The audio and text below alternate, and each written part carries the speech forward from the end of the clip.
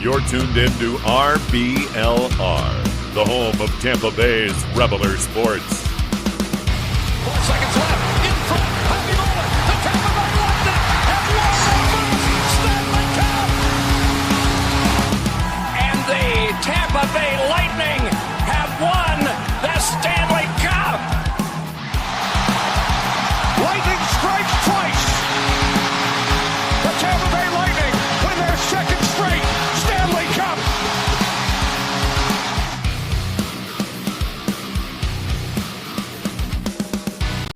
Hello everybody and welcome back to RBLR Lightning. As always, my name is Jake Ricker alongside me with Joe Zamataro and Matt Cannon. Guys, welcome back to the show. I don't know about you guys, but every time I listen to that intro with the Stanley Cup calls, the first one, it's just so good. It gives me so much nostalgia. The next two, not my favorite, but hey, we're back talking another week of Lightning hockey. We got a lot to get to. Welcome everybody in who's joining us live. But first and foremost, guys, how you doing today? Doing pretty well. It's a little sad that Gasparilla season's over. Kind of, took the face back down to normal, and look forward to doing it all again next year. But man, in addition to all the festivities that we've had, the past week's been pretty good for Lightning fans as well. I can't wait to talk about it because there's honestly so much to get to and so much to look forward to in the upcoming tournament. I'm looking forward to this podcast, guys. Matt, how you doing? I'm doing great. 4 straight wins, one I was in attendance for. Chiefs lose, America wins. I've had a pretty good week. I'm not an Eagles fan by any means, but they were my pick at the start of the season, so I'm looking pretty smart right now. And I got a bunch of friends that are Eagles fans too, so I'm excited. I had a great week, and I can't wait to talk about it with you fellas.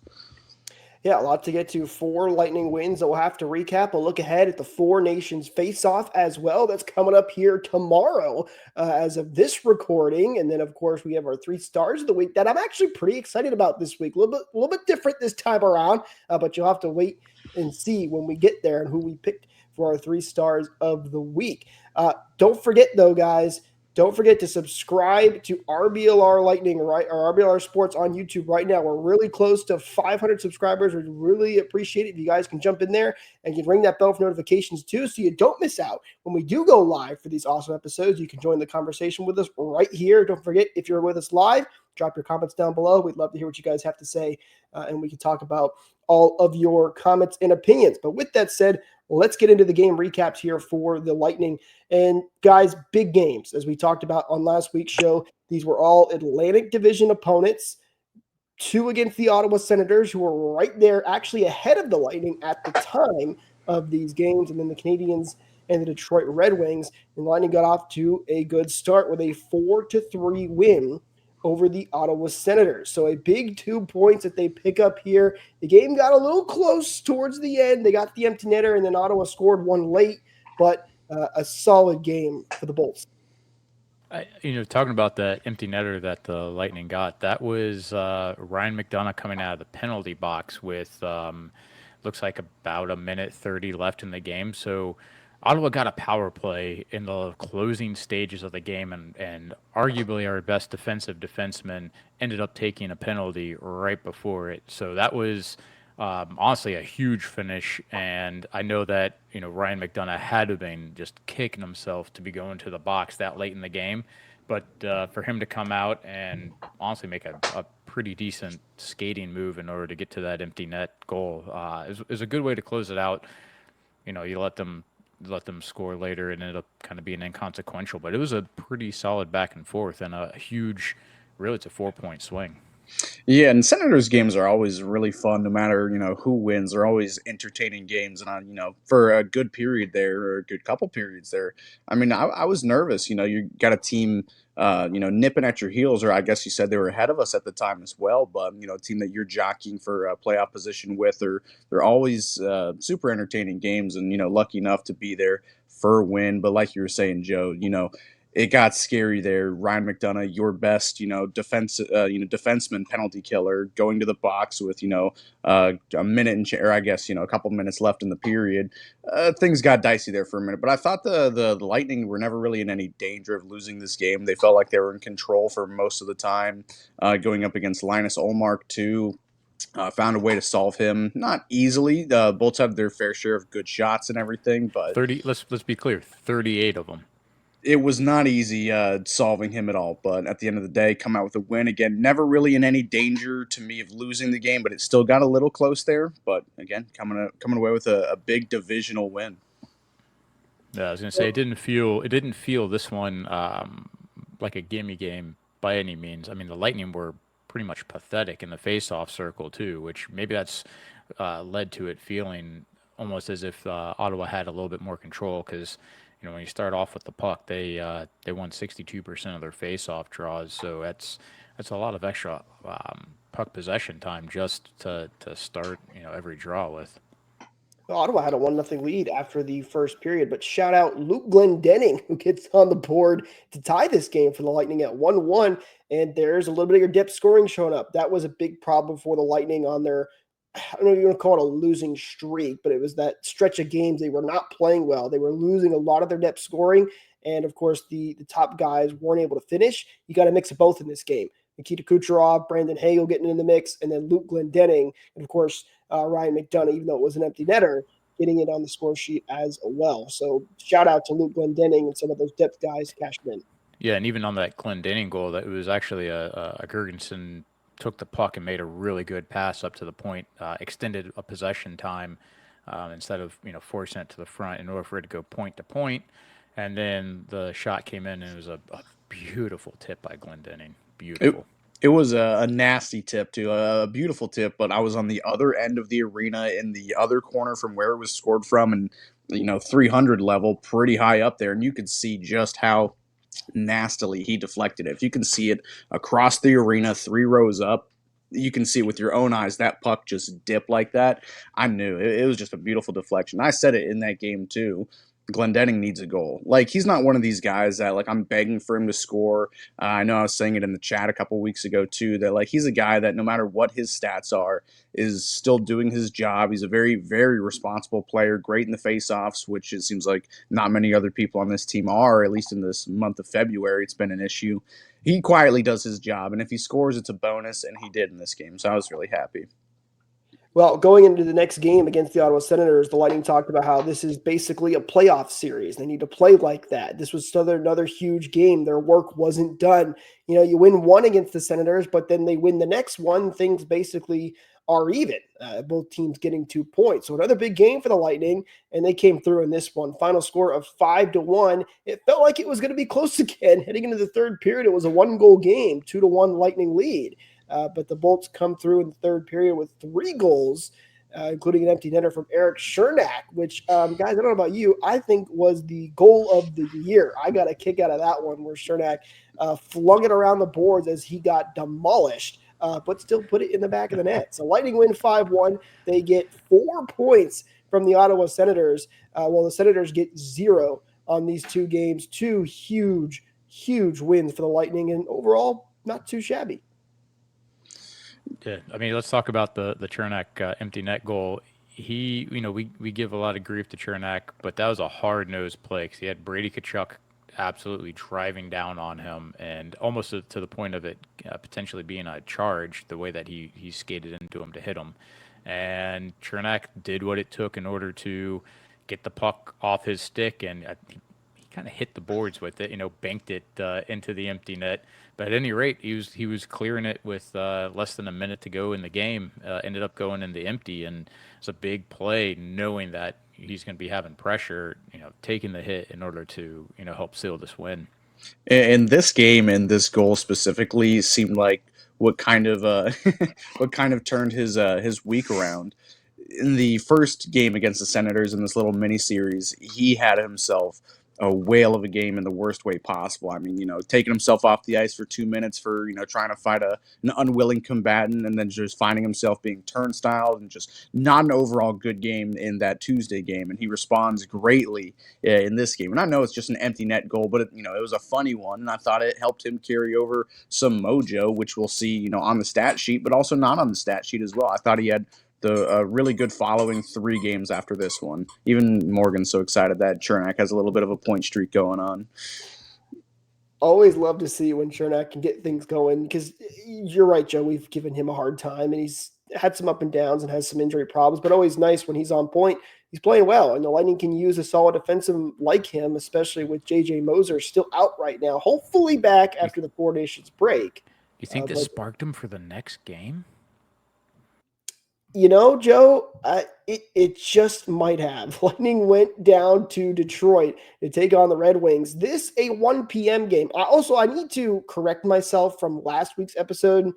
Matt, me and you gave the NHL schedule makers a hard time on a back-to-back 1 p.m. game, but I do give them a little bit of credit on this because I forgot Sunday, of course, was the Super Bowl. You don't want to be playing a game during the Super Bowl. No one's going to watch it.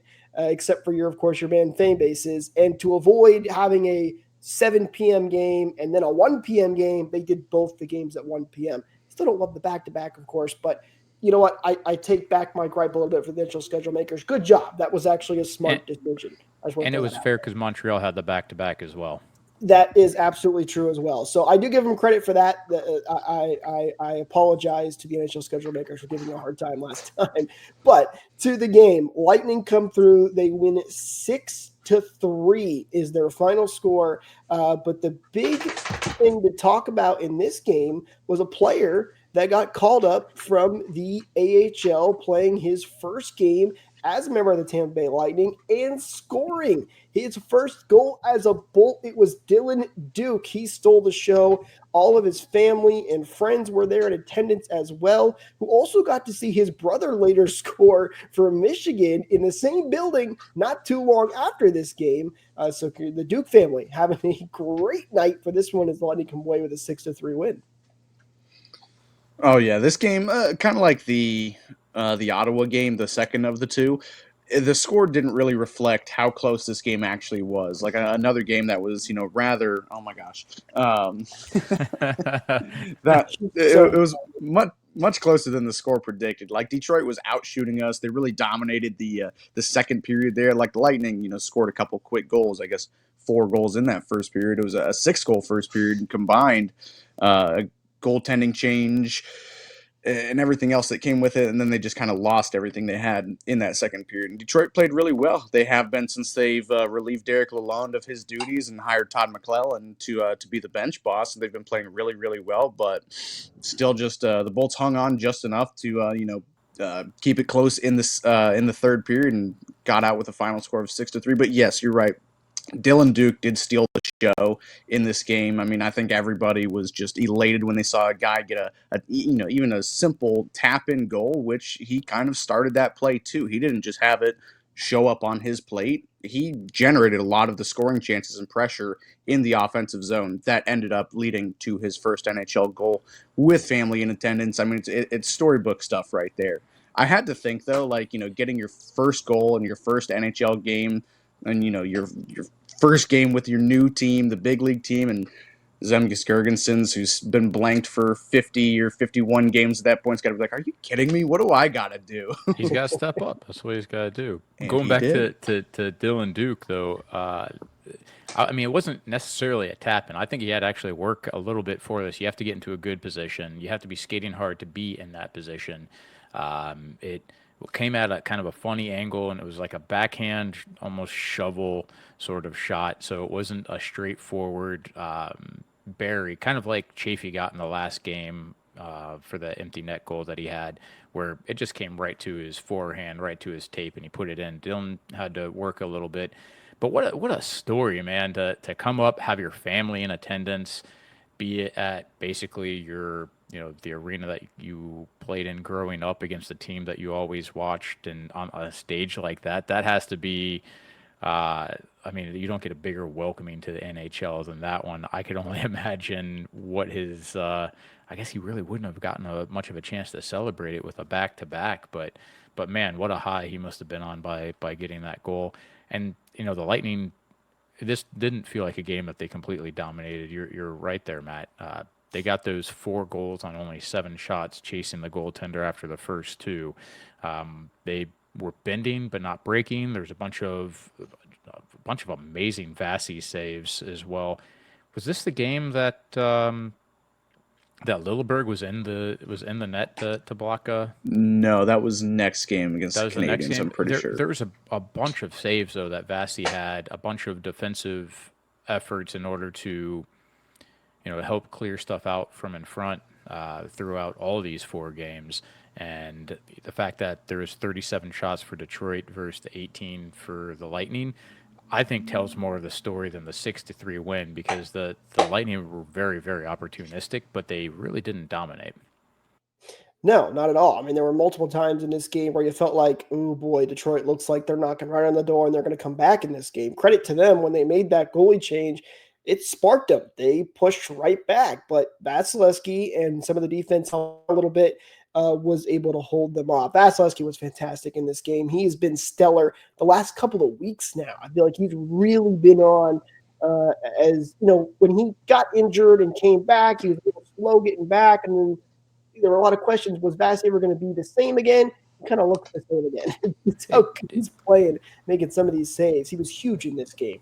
Jake, do you have the, you said in our little chat the quote that Vasi had about Ovi? Yeah, that one. Do you have that easy to pull up for yourself to I can reread? get it in just a split second here for you. All right, and I'm bringing this up because I think it's relevant to the way he's been playing recently, and really the way he takes his whole career. So simply put, the quote was, "I'm not an octopus," and that was in response on Vasilevsky stopping Alex Ovechkin's shots.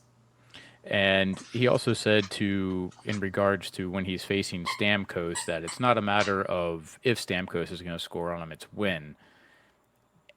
And you have to understand, this is coming from arguably the best goaltender in the world, somebody that's got a pair of Stanley Cup victories under his belt. He's got all the hardware, and he says things like that. And what it means to me is that he has a very, very short memory. So if he gets scored on, he can acknowledge it, he can learn from it, and he can move forward without it destroying him psychologically.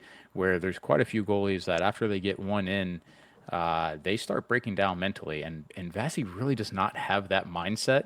And we've seen it over the years where I don't want to be pulled. I've got 4 goals on me, but leave me in the net. I don't really feel like any goals necessarily affect his state of mind. And these past couple of games, these past couple of weeks, I think has really displayed just what a brilliant goaltender he is in terms of his ability to bounce back from a goal that scored on him, a loss that he's had. Playing in back-to-backs, he's a really amazing goalie on more levels than we actually give him credit for.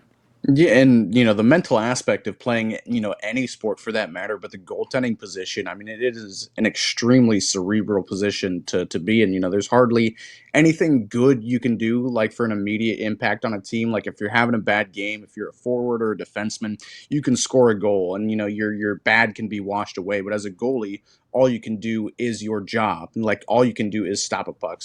You'll get the rare goal or something like that from a goalie, but that's not really part of the job description. Your job description is to stop everything coming in front of you, and if you let one in, it's a bad job by you. And the mental weight of even the lowest tier goalie, beer league goalies, you still don't want to let your team down. You still have to know, like, what are you smirking about? I can't. I'll leave it. Just playing beer league. It just sometimes it happens. Where they kind of. Not necessarily on any of my teams, but maybe previous teams where it's like, all right, bud, pack your bags. And it's got to suck being that guy. Like being, if you're self-aware, like I know if I'm playing a bad game on like, NHL, the video game or something, I'm pretty self-aware of it. And I feel bad for my teammates or whatever. Yeah, I'm just saying it's an extremely hard position to, first of all, be good at. And then second of all, bounce back from back surgery, as Jake likes to always point out. But it is a huge thing to come back from, especially at an elite level. People saying you're washed, you're not who you used to be, just like Stamkos last year, coming back with a vengeance. So yeah, extremely proud, extremely happy of where Vasilevsky has found himself back to be at the elite level. Well, and we kind of thought that would be it for Vasilevsky until after the break, especially with the back-to-back. He very rarely ever plays those back-to-backs, but It was Andre Vasilevsky in net for the next game for the Lightning against the Montreal Canadiens. That's really hard to do. Playing back-to-backs on the road is no easy task, and Vasilevsky was stellar in this game as well. The Lightning get a 5-3 win in this one. A couple of things to point out in this game, but the one thing trumps them all because there's one Bolt who did not score a goal for his entire career as a member of the Lightning. It just seemed like he was never going to score. He finally gets on the score sheet. And of course, that's Girgensons who finally gets it in the back of the net. It was a 4-1 goal, but it was probably the biggest goal. A lot of smiles going around on that one. It kind of reminded me a little bit of when Corey Perry, scored one of his goals, and he literally you saw him pull the monkey off his back and throw it as his goaltending his goal celebration. It's great to see him bury one. It was I feel like he's been playing a little bit better recently too. He has been playing a lot better recently. Like there was a period there where I was like, what does he even do here? Like, maybe not a Connor Sherry 2.0 where you're just skating around. Relax. But I can't relax about Girgensons. Jeez, Matt. I know she's so excited too. But he's been playing the right way recently. Like there's been chances, and I'm pretty sure he even had a goal called off early, like way early in the season. I'm pretty sure too. So I'm glad it finally came for him. He had a really good chance in the first of the 2 Ottawa games this week as well. He had a nice one-timer, and then Chernak kind of promptly ended that rush with his fists. But he's been playing the right way recently. And, what have we been begging for over the last month, the entire month of January is for the depth to step up. And it seems like they've, done that a lot this week. And finally gets himself on the score sheet with a nice play from Cam Atkinson, too. Like it was not easy getting the puck open, into the open ice on the open side of the net there. Like he really had to do some stretching before and after the game to be able to make that play. So good on that whole fourth line. I was going to say, for it only being his 4th assist from Atkinson, that looked like such a poised veteran, like I do this sort of thing all the time, pass over to him to get him the goal. It looks like they've connected a lot, and they haven't this season, but that looked like a play that they've done 1,000 times with how smooth it went down. And you mentioned the Chernak rush. I do want to point out, and because I meant to recap in the last game, he was a +3 against Montreal. And against Detroit, he had a goal and 2 assists for 3 points. Against, yeah, did something drop back there, Matt? That's a bone, I can tell. Yeah, that's a bone. Yeah. Against Ottawa, he had a goal. Talking again about Chernak, so he was a +7 over these 4 games. Man, that's impressive stuff, right? There were a lot of guys that had some very high plus marks. We'll get more to it in the 3 stars, but great to see everybody just playing well. You had the goalie poll in this game as well, again, and as Daniel pointed out here, back-to-back. Sorry, that's not the right one. He put another one in there. Love seeing the Bolts chase goalies in back-to-back games. Yeah, that was awesome to see. You don't see that very often, chasing goaltenders, period. But very, very nice to see them do that. His other comment here, Daniel, we'll get to that one too. Back-to-back with 2 weeks off is the right call. Yeah, and I understand that, and more than likely it was, but I thought maybe there was a chance they'd still give Halverson the shot, and I know it was a big game division-wise. Montreal's a little bit further down in the standings. It's even though you have the 2 weeks off, it's always tough to play back-to-back games like that, especially as a goaltender. After Vasi just faced all those shots, it was not like it was an easy game for him against Detroit. He had to work a lot. So, and just even more credit to Vasilevsky again that he was able to do that in back-to-back nights. I mean, that was huge. He sometimes it'll seem like a lot of work, but you come off of a victory like they had in Detroit, and you might actually be energized from it. I know that I'm sure you guys have seen. There's been a lot of comments from coaches and from players talking about the 4 nations, which I can't wait to touch on as well. But when their players come back from those tournaments, they are more energized than when they left. It's almost like a refreshing sort of thing, and I think that's probably a similar case too for the game against Detroit, where he saw a lot of pucks, but he played really well. He was in his groove, and he didn't have to worry about playing another one on, say, Tuesday. So if he's ready to go, give him that start. Is a really important game. And yeah, again, we're not unused to seeing Vasilevsky start the occasional back-to-back too. And even though Montreal is still pretty far down in the standings, they're still only separated by a single-digit amount of points. I'm pretty sure. So, you want your best goalie, you want the best goalie to maybe secure an extra 2 points and go into this break strong as well. So I think it was a smart decision by the coaches. And maybe his stat line wasn't the prettiest, allowing 3 goals in back-to-back games, but he really was the best player, I'd argue, in either the Detroit or the shoot, maybe in all these games this week. You could argue for a couple others, but he really did save our bacon on a couple of different times, at least in the last 2 games. That was the nice thing about these weeks is there were so many players that there's so much going on. There's so many things we can touch on. There's literally not enough time in the show to Yeah. cover them all because we can say, There's I mean, not. Hagel had 5 goals in 5 games, right? Is that number accurate? Maybe it.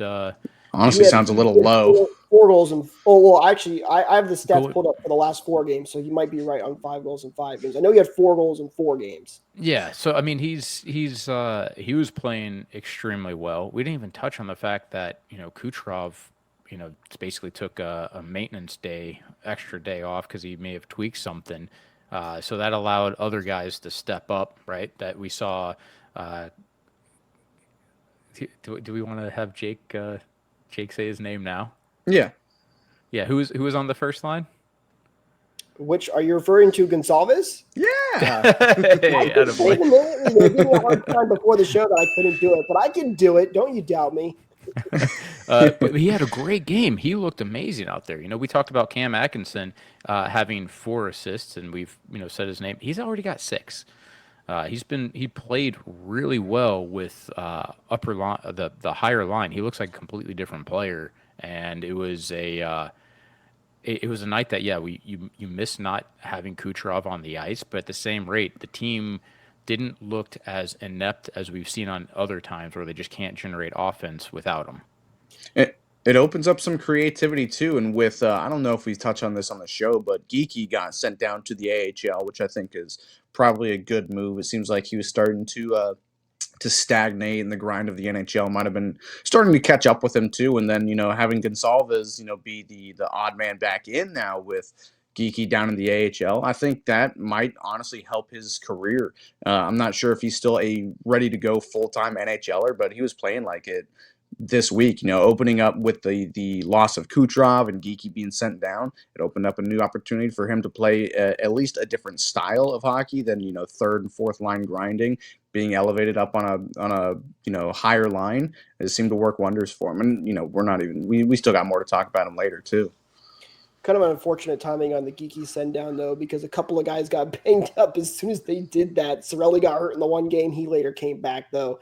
Kucherov, by the way, is officially day-to-day with an upper body injury, so it doesn't seem like it's anything major. Fingers crossed here that it's not, but with the 2-week break, that's going to help, and the fact that it's only day-to-day. So good news there. If you're I was just gonna say they said it was in the actual warm-ups or the practice against the Red Wings the day before, and maybe it was something just like a abdominal strain where that'll go away on its own. He's got 2 weeks off, but you can't really play with it if you've got it. He still put up 3 points against the Red Wings too. He did. He took pregame warm-ups in the game against Montreal and was expected to play, but then last second got scratched. And my guess is that it was bothering him enough, and they said, let's be careful with it, not make it anything more serious. You got the 2 weeks off here anyway. No need to rush it. And they were absolutely right to make that decision. If you're wondering where the Lightning sit in the standings now, wise, after a 4-game winning streak, picking up those 8 points, they are third in the Atlantic Division with 66 points. They still have a couple of games in hand on both Toronto and Florida. Toronto is they're tied with Toronto in games played. Toronto is 2 points ahead of them. And then Florida, in which they have 2 games in hand, is at 71 points. More importantly, Ottawa, Detroit, Boston, Columbus, all those teams are down a little bit further now, with Ottawa the closest team at still 4 points behind the Lightning, and the Lightning have a game in hand on the Senators. So they are in a very nice spot at third place right now. They're in a great spot. They have again, all the potential to be able to take over the entire division. But can I just say, I didn't realize that I have OCD as badly as I did. But now that all is right in the world, I just feel better seeing Boston. Not just that I don't like Boston. No, I don't like Oh, Boston. I can't stand Boston.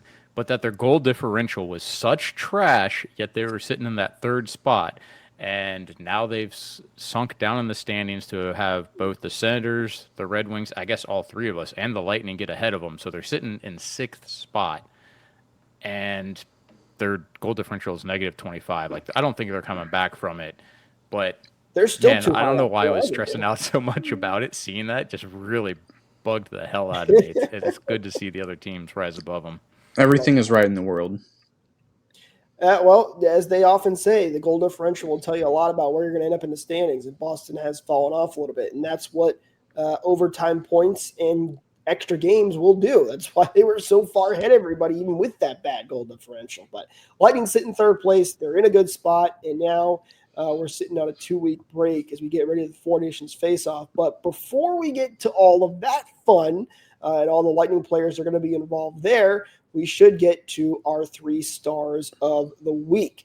All right. I do want to get to this comment, though, before we start the 3 stars. Daniel threw his prediction out here for who he thought was going to be the 3 stars. He said Girgensons, Glendening, and McDonough.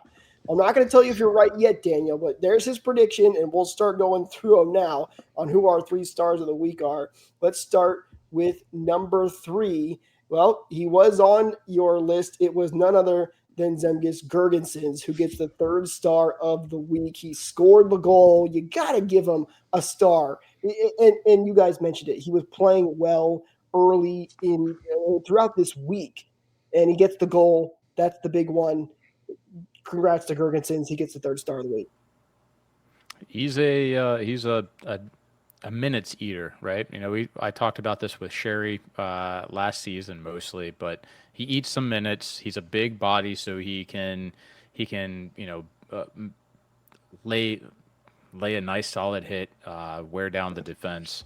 He's -4 on the entire season, which, considering where he's playing, isn't that big of a deal. He was +2 in this past week, and he saw his first goal. I mean, it's not somebody that we get to feature a lot, but when you've been working hard and it pays off, give the guy a star. I'm glad to see that he's doing well, and to see that our lower lines are having some productivity.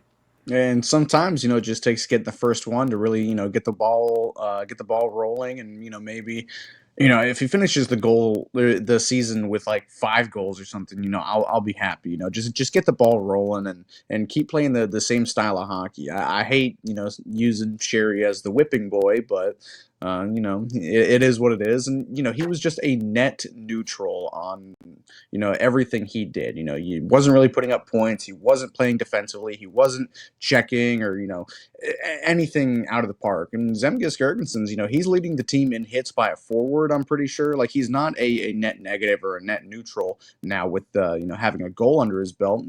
It's starting to turn. So he plays the right style of hockey, and you keep playing the right style, good things will happen, good things will come, and it did happen. So good on him for a meat and potato style of hockey and a good week. I should mention our theme to these 3 stars of the week was kind of the unsung heroes, because there were a lot of guys that could have got on this list very easily, but did something a little bit different, as I mentioned. So our number 2 star of the week is a guy who hasn't played many games for the Lightning, but the ones he's played have looked very, very good. And that's none other than Dylan Duke, who gets the 2nd star of the week, scored his first goal in his first game as a member of the Lightning. A great celly, too, I might add. Always love a good celebration after a goal. So he gets the number 2 star of the week, guys. Look, he's got 15 minutes worth of ice time in the NHL. It's not a large sample size, but it was a very exciting occasion to have him score his first goal. It was very exciting to see a highly touted prospect wearing the Bolts uniform. Is he ready for, to play 82 games? Maybe not, but there is a lot of excitement that can be wrapped around just the fact that we do have a prospect that has a lot of upside. And he's a name that, without a doubt, in the future, you're going to be hearing a lot of. Man, getting one goal in the one shot that you get for a game. What a magical experience that must have been. I love that he's the second star. Yeah, and his play didn't exactly blow me away this week. And I wasn't expecting it to either for a 20-something-year-old kid and playing his first NHL games. But everything I did see out of him was fine. Nothing special or anything crazy. Getting the goal, of course, was super super cool. But if he can make an impact even at the smallest level, it seems like he did play the right way. I didn't see him out there for any stupid mistakes or nothing that would really detract from his game. So if he can keep playing the right way and keep providing to his team while he's up here, while we're dealing with a couple little bit of injuries. He's probably not going to play after this tournament with Kucherov coming back. But again, just like I was saying with Zemgus, playing the right way, and hopefully he can just keep making an impact with these games that he's playing. It's a good start. No complaints on what we saw Yeah. from Dylan Duke in the very early stages here. It'll take some time to slowly ease him in and become that, the next guy for the Lightning. But as I've often said before, there's always one that gets caught up from the crunch and gets a lot out of their NHL fans saying, where did the Lightning get this guy? Could Dylan Duke maybe be that guy when the playoffs roll around, especially too? You get to call up a lot of those other players without worrying about the cap. We'll have to wait and see. But he's off to a good start, no question about it. Our number one star of the week is a player, another young one that's really come into his own here lately, played really good this week. Love to see it from that depth scoring point of view as well. And of course, that is Gage Goncalves, who had a fantastic week, scoring points, got a couple of nice assists, was playing well. A lot to like from Gage Goncalves. A couple real nice assists. The one he sprung Victor Hedman on a little short breakaway on. I've been thinking he's been playing some of the best hockey maybe of his life right here. I'd never really watched him in his junior days or anything, but ever since being recalled up to the big leagues, he has been playing like a man on fire, like smart defensively, like veteran style play. Not Patrice Bergeron or anything like that, but he has been there on a back check. There was one in the Senators game that I was at that got the arena pumped up. It was like a strip on a partial break that Goncalves was the first guy back on. Stripped the puck and started going the other way with it, and it was just a beautiful defensive play that at least I was cheering in the arena for. Smart defensively, he's starting to look like a little bit of a nice playmaker. He's fitting in well with no matter who he's playing with. He's doing everything the correct way to be done. He's starting to look like an actual veteran despite being a young guy. Hopefully, this isn't just a hot streak that he is getting called back up on. He's just playing really good for this little bit of time. This could be a flash of the player that he might actually become. I think you said it really well. I mean, 3 points plus 2 in these 4 games. That's he looks like he's either just based on the roles that he's playing, that he's starting to blossom in terms of the game that he's more comfortable in, or he's just starting to really figure out the game better. I'm not sure which one it is, but he's really not. He doesn't look as much of a rookie as we've seen him in the past. He looks like he's fitting in, and I feel like it's a really noticeable difference. And again, with all 3 of these guys, they're more of role playing characters, lower line guys that are not necessarily the Kucherovs. And actually, if you want to bring up the comment, Jake, there from Dan. Oh, I do want to bring up this comment because he said, got to ask, how does Hagel not crack the list? Well, to be fair, he didn't crack your list either. So just saying. Just saying. But he's absolutely right. How does Hagel not crack this list? But the truth is, he could have been on the list. Kucherov could have been on the list. Vasilevsky could have been on the list, and our top 3 start Point could have been on the list. Yeah. Our top 3 stars for this week happen to be role players, because let's face it, there were so many guys that played exceptionally well this week that the best 3 players was really hard to pick. So rather than just pick the top names that we see every week, I think that, we all kind of agreed that there were guys that play roles that are on lower lines that deserved some recognition. And what better week to do it in than one where, the whole team was playing well. It's the blue collar stars week, I guess. Like, when else are I we going to like get a that. chance to appreciate Zemgus Girgensons? When is he going to get another star from us? I hope he proves me wrong, but I was really excited with the excitement from you guys putting together this list too. From guys that probably aren't going to be on this list, maybe not even on this team, and in the near future, or anything like that. So I was happy putting this list together. There were probably more deserving guys like Hagel. I was saying in the chat, he's white hot going into these Four Nations tournaments. We come up with 5 goals in 5 games, and then the assists that he's dragging along too. He's actually second. +10 this week. +10. Holy God, he's second on the team in points, which usually you expect Braden Point to be that guy, but he's sneaking up. He's snuck past Braden Point. So I think that this is still accurate because I looked up the stat maybe yesterday, but sorry, my dogs are going nuts now. What's but, it like? Hagel has 10% of his goals, or 10% of his points rather, are shorthanded. So we have to start asking: is he a penalty kill merchant? Penalty kill. We got penalty kill merchants. We got empty net merchants. We got all the different kinds of merchants on this Lightning team. Hey, points are points, and that's all that matters at the end of the day because it gets us on the board. Also, comment here from Lisa saying, can we give some love to Eric Chernak? Absolutely, we can do that again.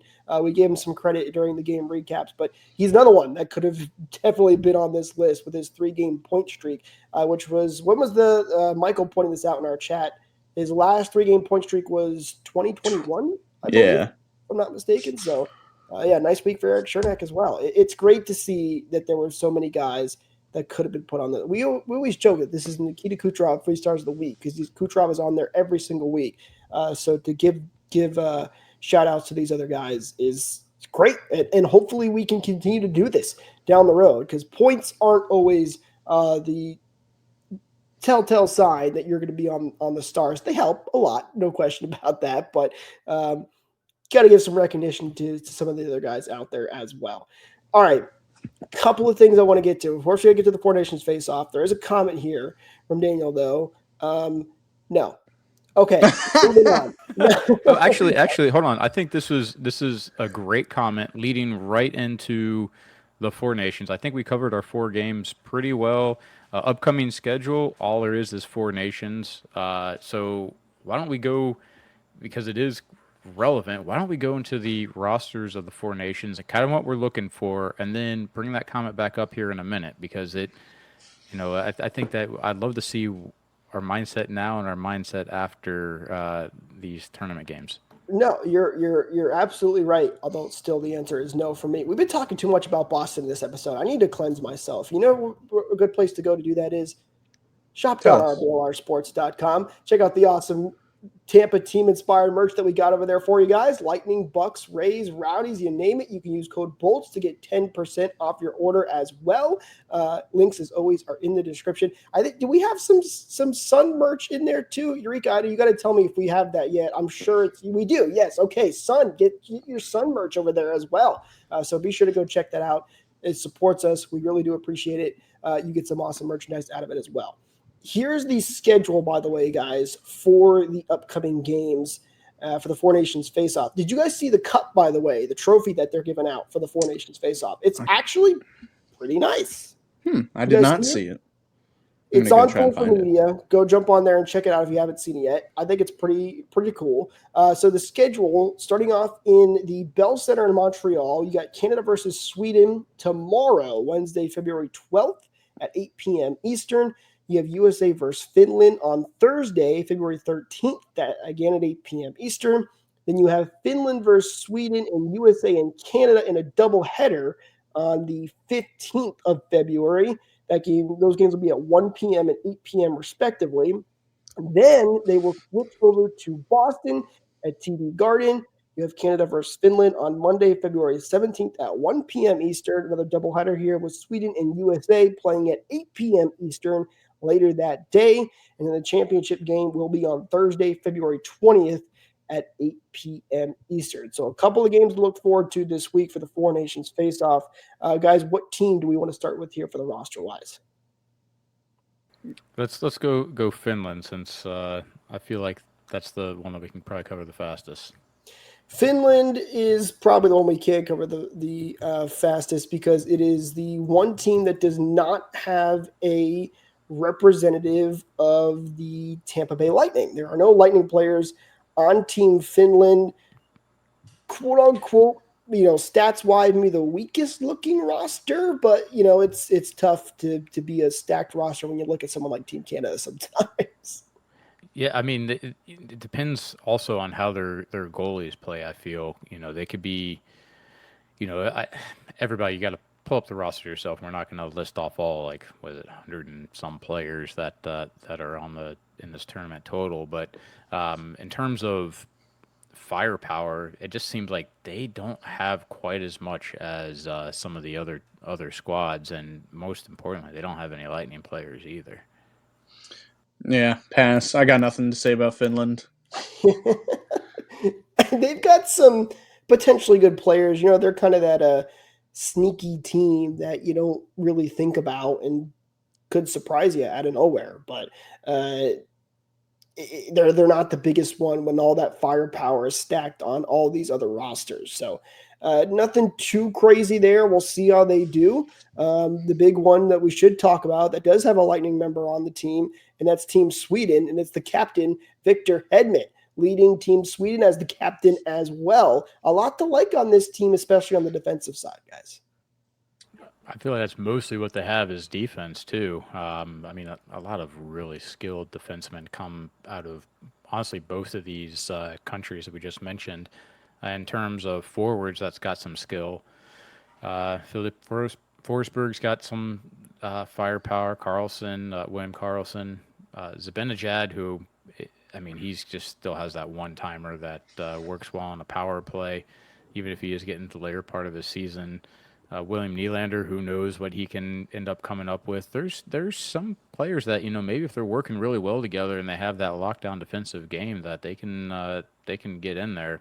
But I still kind of think it's basically between Canada and USA for most of this tournament. If Jacob Markstrom didn't get injured, I would have Sweden as like a dark horse, candidate for a winner. But now I do have them pegged kind of at third. Right now, it is still a U.S. versus Canada prediction for me. But hopefully Victor Hedman, shows out. Hopefully all the Lightning players show out for this tournament. It's nothing but good news for us if that happens. But yeah, Victor, has himself a whale of a tournament, which I think he can. He's going to be the captain. He's going to be the number one defenseman, probably on the power play. I'm excited to see how he plays, especially with like his buddy Erik Karlsson and his fellow countrymen as well. I'm excited for Victor to be in this position, a captain position. I don't know how serious it might be, being the captain of this little made-up tournament thingy, but still, what a cool thing to have under your belt as well, being the captain of your, of your national team, even if it is for a little made-up tournament. That I am excited for, but it is still kind of kitschy. I just saw this quote on Twitter as I'm scrolling through trying to find the official rosters here from Victor Hedman. He said, "Every time I walk into John's office, John Cooper, at Amway Arena in Tampa, he has the silver medal sitting right there. I have the gold one at home." So Victor Hedman throwing some shade at John Cooper. Oh, you got to love that. The guy's playing so many games together, over 1,000 games. Yet they can turn on the little competition here. That's really cool to see. So, let's move on to the U.S. I think that maybe we'll speak the least about U.S. instead of Canada. Right? There's so much going on with this squad. I think it's going to come down to if they've actually got enough defense to be able to withstand some of the other teams, but. Having Jack Hughes, Jack Eichel, Jake Gensel, JT Miller, and Austin Matthews, who can put up, a ton of goals. The Kachuk brothers, oh my God. If they're playing on the same line, I mean, they won't be, but it's like the Bash brothers being out there, and they can, oh yeah, by the way, they can score as well. Yeah, I don't know if you remember those two at the All-Star game a couple of years ago, and I know it's the All-Star game, but they had built-in chemistry, the Kachuk brothers. As much as I don't like Matthew, I do like Brady. Putting them together, I think, is probably the right idea. I think the line combinations, the potential line combos came out today or yesterday or something, and there are some perplexing decisions on this on all the rosters really. But man, if the Kachucks could play together, that would be awesome to watch. Of course, I'm cheering for the guys on Canada individually, but man, USA, they're my pick for this tournament easily. Same. Goaltending's the X factor there. Hellebuck, man, he can be a really, really good goaltender if he turns it on. He can be a little inconsistent sometimes too. Coming here from Dan as well. There's so many players to hate on Team USA. That's You're so not wrong. true. You're not wrong at all. But hey, you know what? It's Team USA, and that nation pride will come out a little bit for me, I think, and still rooting for those guys, no question. Think about how annoying it would be to play against them. I could not imagine. I'm sure extremely annoying. Jake Gensel, of course, the representation here for the Lightning on Team USA. Excited to see him get in the mix there. He's been having a really good season down in Tampa, and we'll see how he converts here on the Four Nations face-off. Playing potentially on a line with Austin Matthews, maybe. That could be interesting. Those are two guys that are some of the top fours in the NHL. Could become a really, really good connection there as well.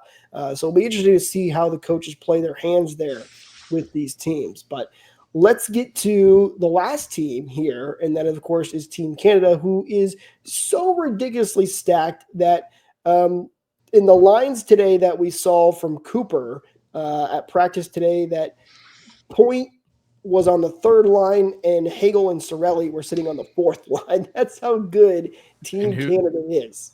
who was with them, with Hagel and Sorelli?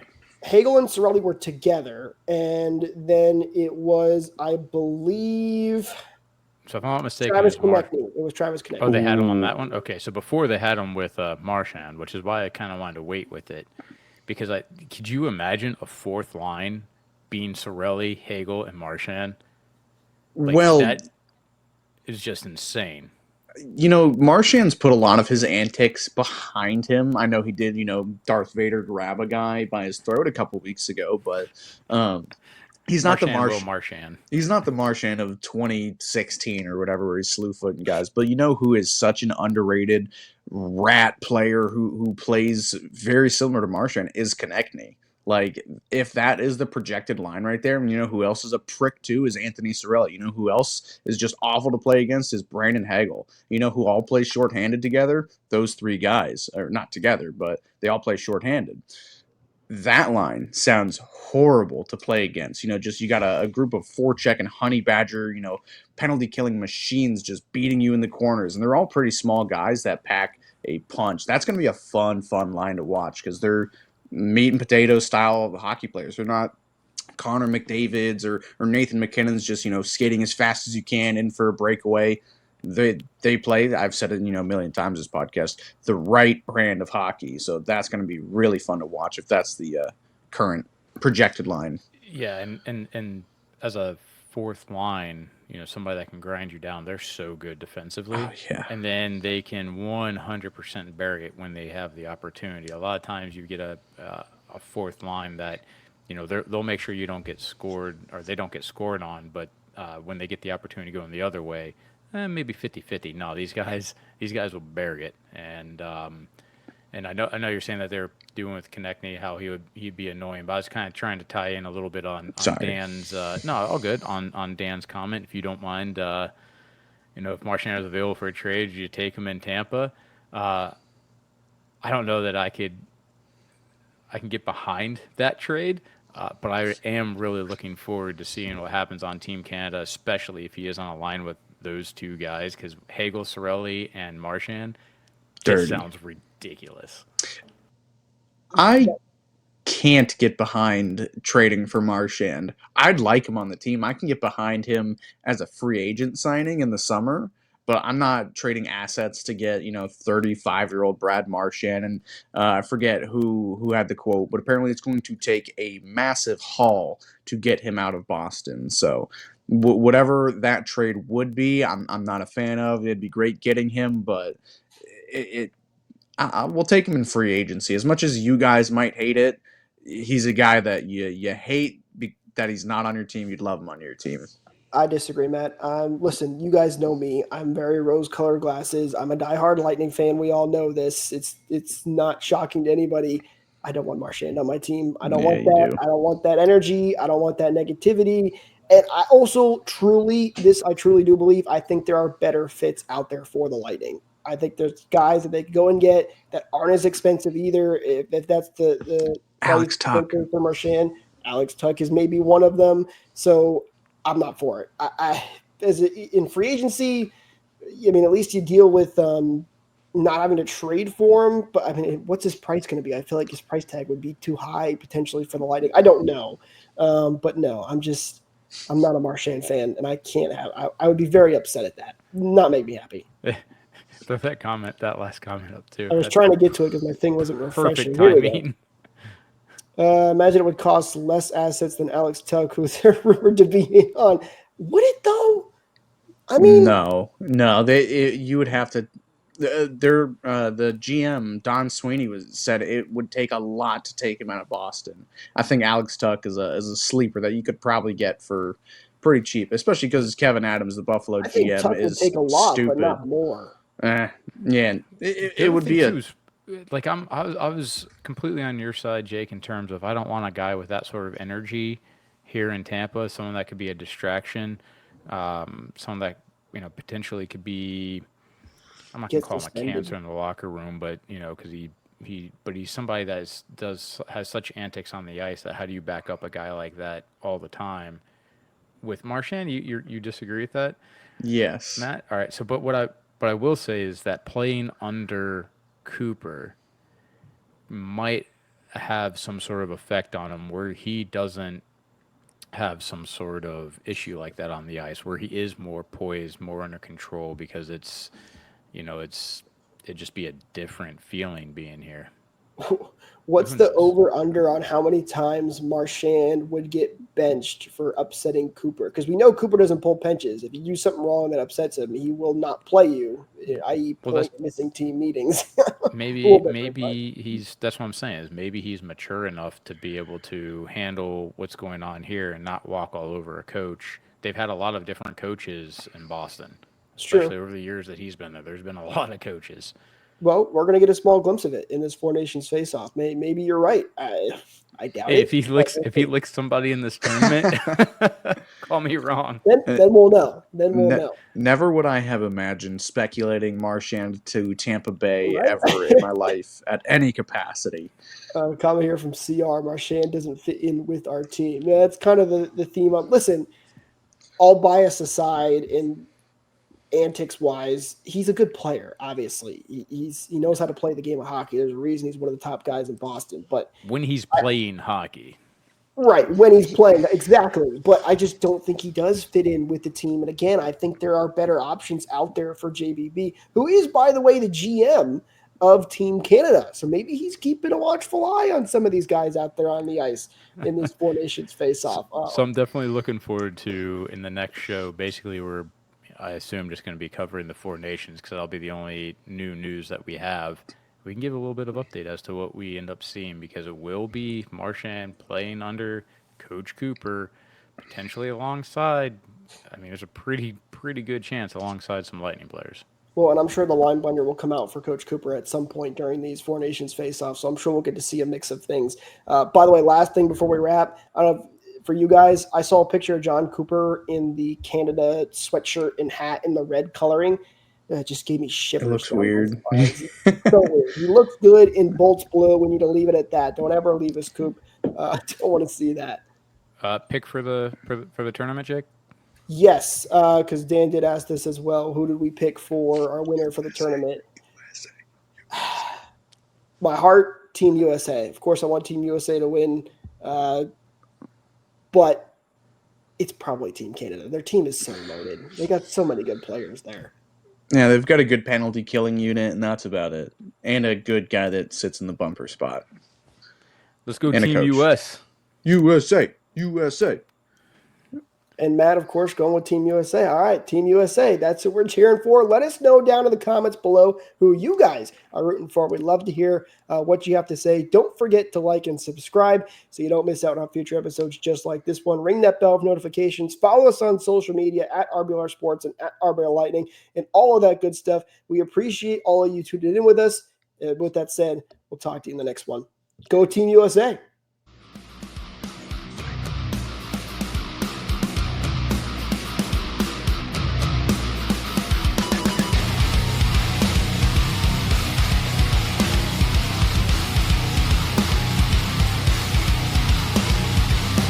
Thank you for tuning into this presentation by RBLR Sports. On your way out of the stadium, please remember to like and subscribe.